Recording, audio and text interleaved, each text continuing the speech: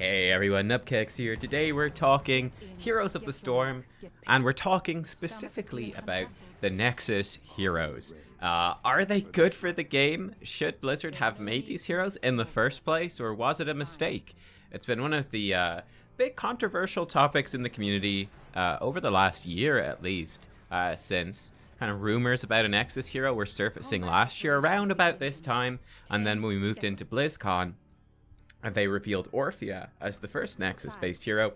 There were kind of the reactions to that. And now, again, we have the second Nexus-born hero, a Nexus-based hero, in Qhira, arriving into the game. So, before I dive into it, I just want to say this is just a bit of gameplay. I just pumped out, checking out her basic attack build in this particular game, plus the other heroic. So I use the second one, which is kind of like a big line skill shot, with a big cast time that does kind of execute damage, bonus damage to low health people. I picked that up in the first game I did, looking at all of her abilities and talents. So I went for the other one in this one. I actually think it's pretty bad with this particular build, because it's all about spinning your sword around. And, well, if you're spinning your sword around in a cast animation for ages, you're not basic attacking anyone. So you'll see we get a nice one off in a team fight later on in the game. And I think that shows that it could be pretty awesome.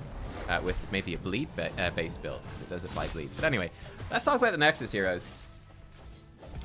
I think first things first, just straight up and obvious, and I think there's really no denying this in particular. I think that Orphea and Qhira both have been fantastically designed.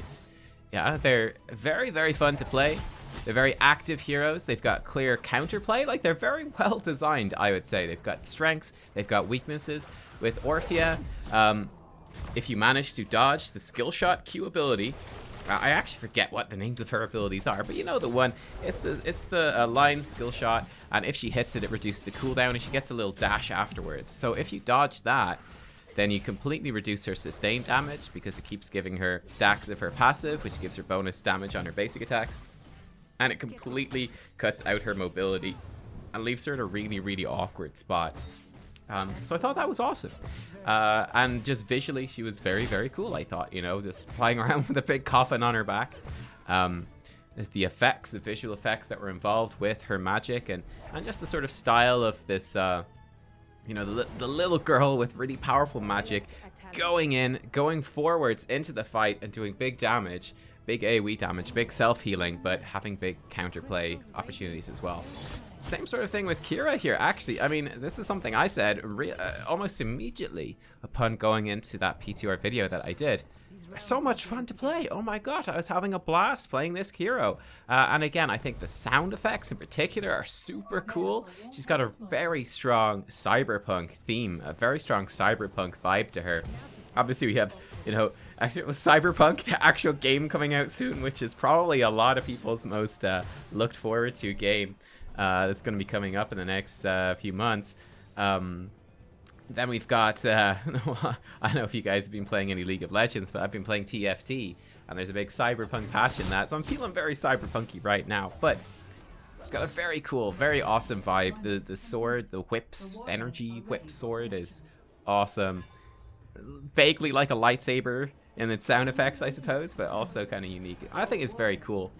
And yeah, the whole, I just think her gameplay is phenomenal. Again, she's got a lot of that movement, but the movement has some good counterplay. Like, you know where she's gonna end up after she does her I latch onto you, my whip, and run around you in a circle thing. Like, you know you can punish her after that, and that she's gonna be vulnerable after that. So you can kind of really play around it. And I also think, you know, stacking up the bleeds, I think that's quite a fun gameplay mechanic and the sort of plays that you can make with that. I do like it. I like it a lot. That being said, though, and here's where I get a little bit more cynical, a little bit harsher on Blizzard and what they've done here. I think it was obviously part of their intention, I think, when making these Nexus heroes, that they would have a lot of lore involved with them, and I don't think that they succeeded on that count.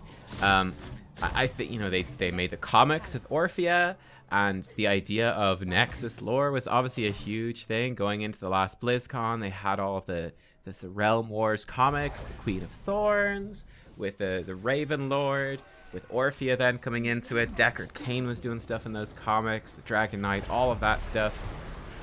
I thought that was fine, But ultimately, for me, storytelling outside of the game is only worth so much. I think for me, the much bigger and more important thing is storytelling that's actually within the game.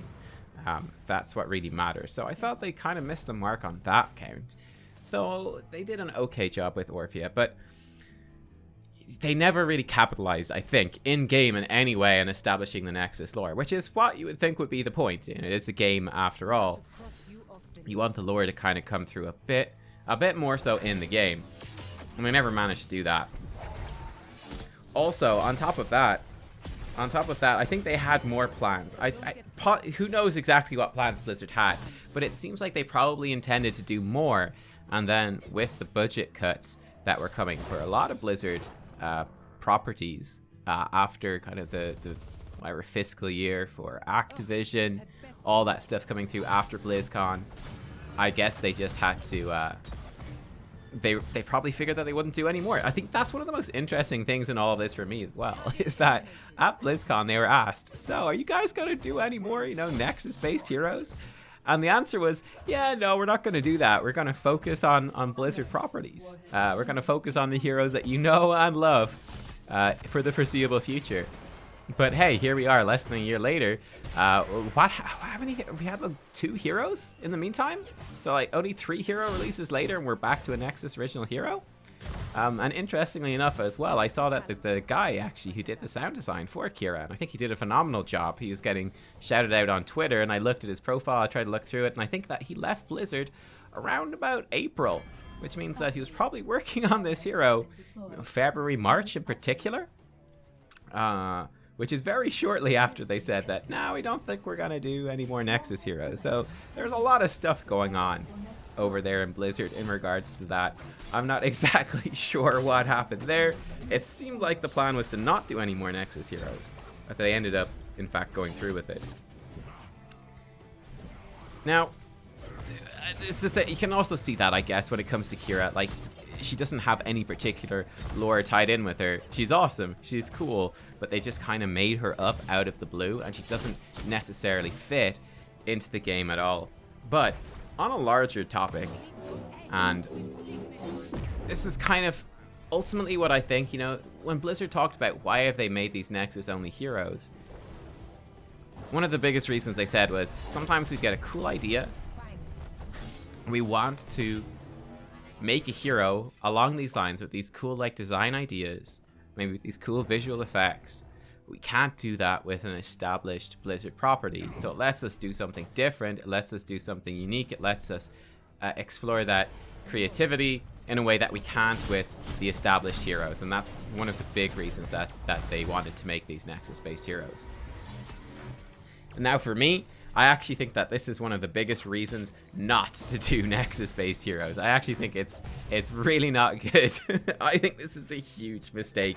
I think, you know, obviously, I think, like I said already, I think that these heroes have been really good. I think that they've been, gameplay-wise, design-wise, fantastic, really fun, and great. But ultimately, at the end of the day, that's not what Heroes of the Storm is about, right? And here's the thing, you know, too many ideas can ruin a game, or can ruin any project, anything that you're doing, okay? You have to stick to the strengths. You have to have a design brief, you know? It's like you might want to make a game, and you might want to add, oh, we'll add some tower defense, we'll add some role-playing aspects, oh, we'll make it a first-person shooter. You know, you can keep adding and adding all these great ideas to a game, but it doesn't necessarily make it a good one. You know, too many ideas end up actually being bad ideas. You have to stick to what your game, to what your property does best. Like, what is the goal of the thing that you're making? And ultimately with Heroes of the Storm, this is the problem. Because the goal, the aim with Heroes was to make a brawler game with all of the well-known, the recognized heroes from all the different Blizzard franchises mixed together. Right? That is the game. That is the goal that you're aiming towards. It's a big old brawl with heroes that people know. And yes, although these heroes are super cool, although they're awesome, and would be great heroes in a different game, yeah? In a different game, they would be fantastic additions, I think. But when it comes to HOTS, I think that they did somewhat miss the mark on this. I think if they went back in time, they probably wouldn't do it again. And this is the thing as well, ideas are also cheap, you know, this is something that probably anyone who works in creative jobs will kind of know, is that, you know, coming up with good ideas, that's usually actually, it's not that hard. It's not as hard as people might think it is. And that usually it's actually not actually coming up with a cool idea for whatever, for a movie, for a book, for a hero. That's often not the hardest thing. The hardest thing is actually executing on that and making a good product, making a good end product out of that idea. And so, while yes, these heroes are cool ideas, Qhira and Orphea, there are probably plenty of other equally good ideas that they could have come up with for different heroes. I'm sure they could have done it. I mean, you could easily have, again, a Blade Master type hero. You could have, you know, they could have done something cool with the Protoss. Made the Protoss heroes kind of like Qhira. They could have done a lot of stuff. I'm sure that you could have fit or made a kit that does a similar type job while still using an established franchise hero. So for example, I mean, like Grom Hellscream might have worked, you know, with the running around. Maybe the grappling hook, not so much. But, you know, some aspects with the bleeds and stuff, that could have worked, you know? It could have worked. And I think it's something of a loss that that they didn't do that. Because in terms of bringing, as well, new people to the franchise, to kind of hyping up the game, you know, people, these heroes are great. And this is part of the thing as well, right? What about people that just like these original new heroes? Kind of like that same vibe that Overwatch had, right?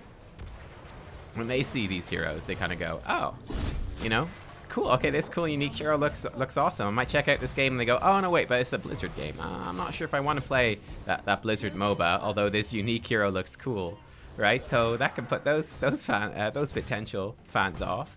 And then you've got the potential Blizzard fans who might play the game who go, oh, well, I am kind of interested in the game because of its Blizzard nature, but yeah, I'm not entirely convinced that I actually I want to play because, well, this new hero, I don't know that person. I'm not actually that interested or excited about it. So I really do feel, again, it comes down to that thing of kind of know your product and build for your product, and I feel like it kind of didn't actually achieve that. I feel like it kind of missed out. It misses out on that potential, which I think is a pity. I really do. And that's kind of what I think about this. So again, like, I can't reiterate enough. I do think that these heroes have been fun, but it's just that opportunity cost of what they could have made instead.